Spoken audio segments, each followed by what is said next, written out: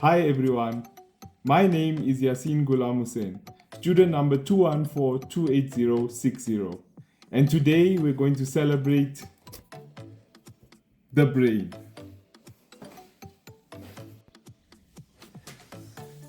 This is my model of the brain. It's made using popcorn, chips, and knickknacks, which are also chips.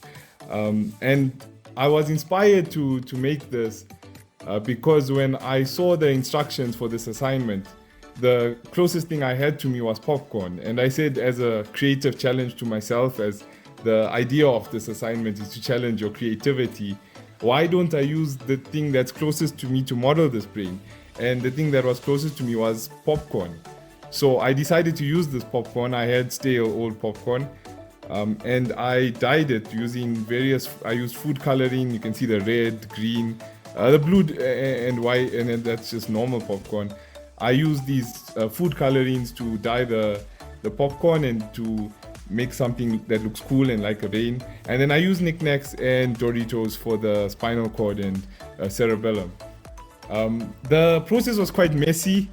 I got my hands really messed with the food coloring. That's the reason for the rest of this presentation I'm using a glove so as not to distract from the presentation itself. And having said that, let me get into this presentation. My model shows the frontal lobe over there, which is responsible for movement, speech, and intellect. It shows the parietal lobe over there, which is at the top part of your head, and that's responsible for sensory inputs.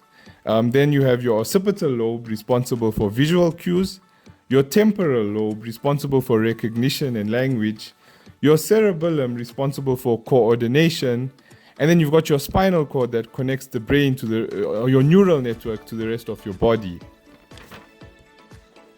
Making this model was a cool process that challenged me creatively. And there were specifically 3 aspects of the creative process that I'd like to share with you. Firstly, a personal aspect I learned about myself is that I'm much more creative than I thought I was. I think the use of popcorn and chips, it was quite creative, and it makes me quite proud of the model that I have. And I'm proud of the creativity I've put into this. And that's weird because I've always thought about myself as more of a methodological thinker, whereas this challenged me to think creatively, and I feel like I was able to grow creatively and learn a lot more about how creative I actually am. A second important aspect I learned about the creative process was that the brain can actually be trained to be more creative.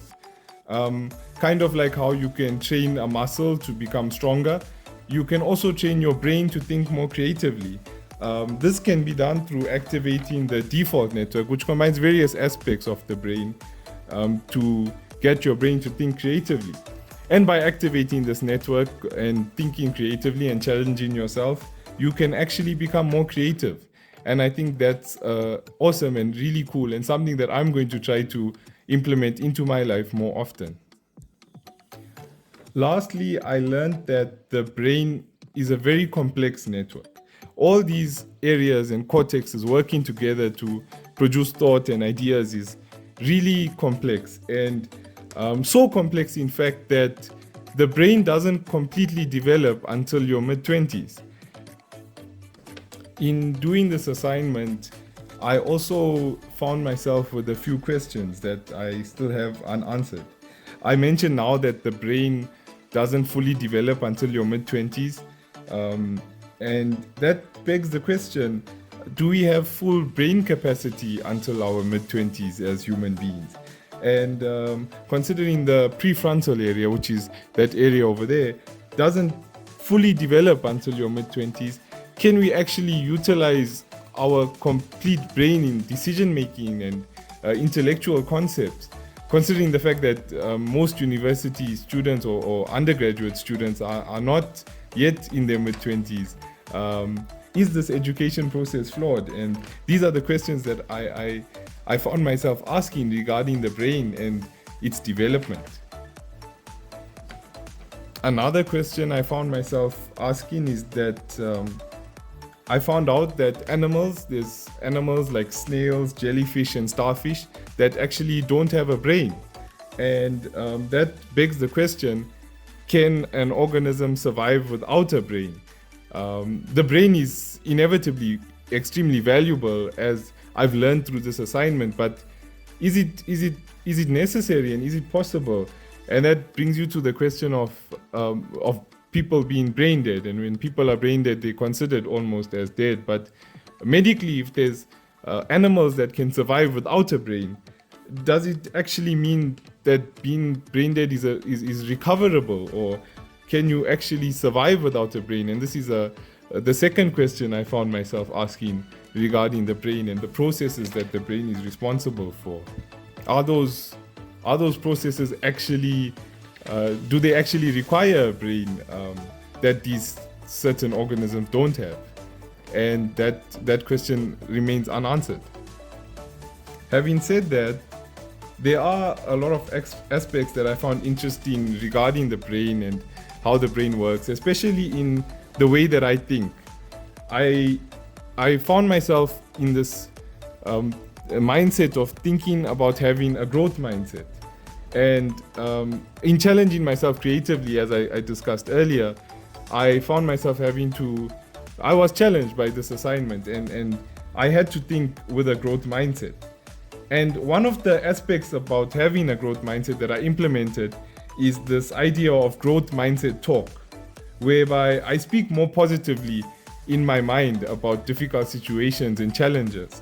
An example of this is perhaps you find something difficult in mathematics, and instead of saying I can't do it or this is impossible, why not say in your mind that I'm still learning how to grasp this difficult concept, or I understand this but I need to work on this aspect of the concept. And in doing that, you can learn and grow your brain into having a growth mindset. And actually, your brain physically changes when you change your mindset and to that of a growth mindset. And having a growth mindset is valuable, and the brain itself is an extremely valuable organ that we all have and that we need to utilize and look after. And a great way to look after the brain is by having a growth mindset. And having said that, and having discussed the value of the brain and how cool the brain actually is, I hope that you feel inspired to activate and to explore how the brain works. And having said that, that's the end of my presentation. Thank you very much.